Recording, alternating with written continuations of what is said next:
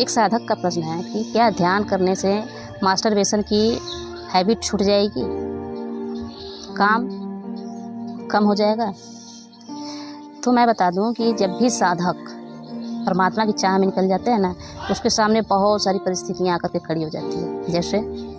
जैसे कि उसके जीवन में एकाएक कष्ट आना शुरू हो जाएगा, उसका शरीर सूख जाएगा, उसके जीवन में एकाएक काम ऊर्जा बढ़ जाएगा। क्यों?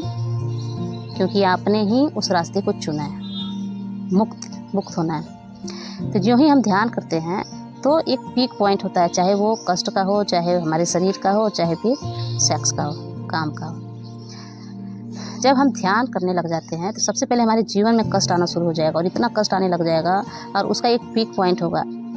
ये अवस्था आपके सामने आ जाएगी कि चाहे तो मर जाएं हम, और चाहे तो इन सब को छोड़ करके आगे बढ़ जाएं। तो ये वो समय होता है, आपको डिसीजन लेना होता है कि वहाँ पे आपको क्या करना है, क्योंकि प्रकृति आपके सामने वो स्थिति खड़ा की है, तो आपको उससे आगे बढ़ना है। दूसरा, जब भी हम ध्यान करने लग जाएंगे तो एक समय ऐसा आएगा कि हम ये सोचेंगे कि मुझे अब कुछ नहीं चाहिए, खाना पीना कुछ भी नहीं, सिर्फ और सिर्फ ध्यान मुझे घटना चाहिए, मुझे उस परमात्मा की झलक मिलनी है। तो उस समय हम खाने पे ध्यान नहीं देते हैं और फिर हमारा शरीर सूखने लग जाता है। वो हमारा पीक पॉइंट होता है। इतने हम सूख चुके होते हैं कि हमारे शरीर से हड्डियाँ दिखने लग जाती हैं। अगर वहाँ पे आप स्किप नहीं किए तो वहाँ से परमात्मा का द्वार आपके लिए खुल गया है।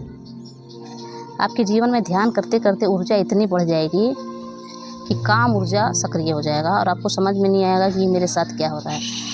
इतनी प्रचंड हो जाएगी काम हमारे अंदर कि हर एक व्यक्ति अपना लगने लग जाएगा। तो उस समय भी आपको स्किप नहीं करना है, उस समय भी अपने आप को आउट ऑफ कंट्रोल नहीं करना है।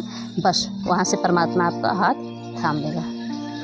मतलब कहने का सिर्फ यही है कि हम जब भी ध्यान करने जाते हैं, परमात्मा की चाहत में बढ़ते हैं, परमात्मा हमारे सामने हर एक चीज़ को इस अवस्था तक लेकर के आती है कि वहाँ इंसान दो रास्ते पे खड़े हो जाता है, चाहे हाँ या ना, डू एंड डाई।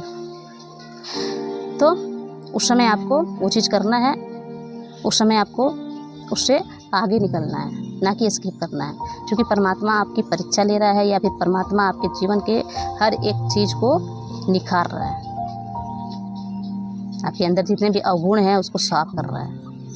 तो ये होना ही होना है। तो ये हमारे जीवन में होगा और हमें स्किप नहीं करना है, आगे बढ़ना है।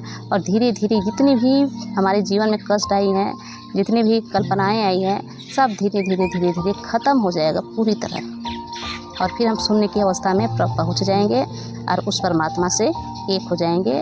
उस